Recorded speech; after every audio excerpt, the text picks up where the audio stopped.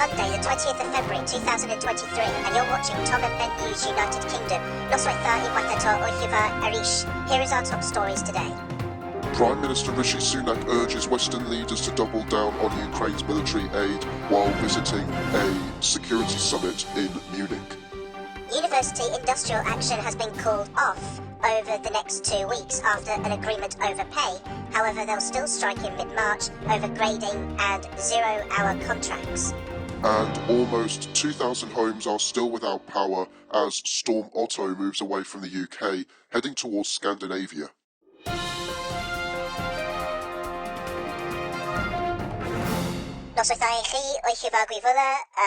Good evening to you all. We will get to the headlines right after this.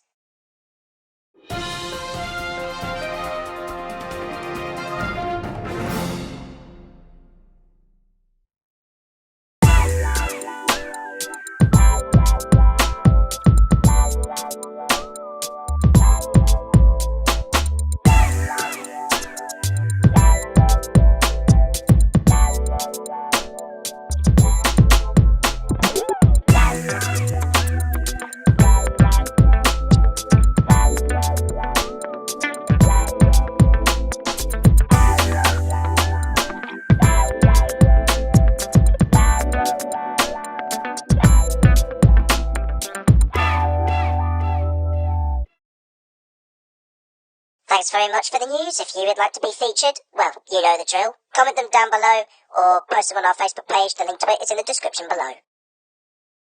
Anyways, without a shadow of a doubt, let's get to the headlines. And Prime Minister Rishi Sunak has urged Western leaders to double down on military support for Ukraine and says that Western response against Russia's aggression wasn't strong enough. Addressing a security summit in Munich in Germany, he said that the UK will be the first country to provide longer-range weapons to Ukraine, and he encouraged allies to provide Ukraine with advanced air defence systems. He then told Western leaders NATO standard capabilities are needed to counter the Kremlin's attack, and that Moscow must be held to account for crimes against humanity.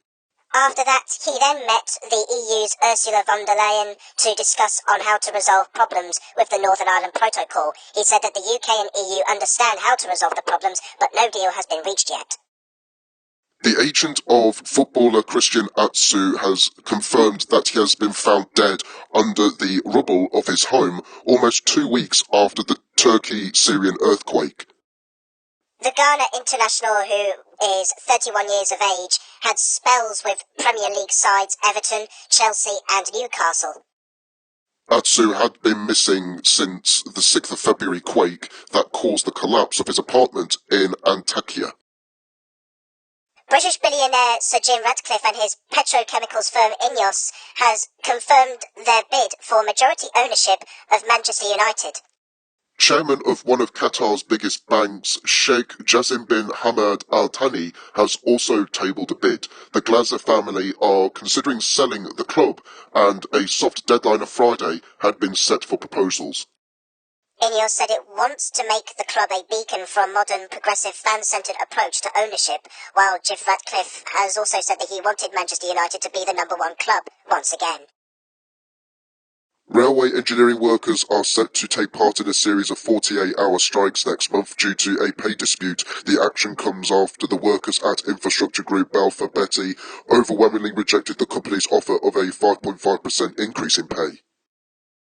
Also, Unison, UCU, GMB, Unite and EIS issued a joint statement with the Universities and Colleges Employers Association confirming 3 days of strikes will be suspended following talks at the Conciliation Service ACRES, though discussions will continue.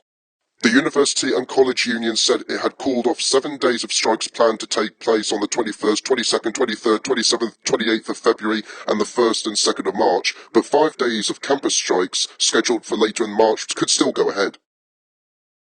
South Korea has condemned North Korea's latest missile test on Friday, saying Pyongyang was escalating tensions on the Korean peninsula and throughout the region. Earlier in that day, North Korea launched an unspecified ballistic missile at a time when South Korea is set to conclude its annual 12-day Huguk field training exercise.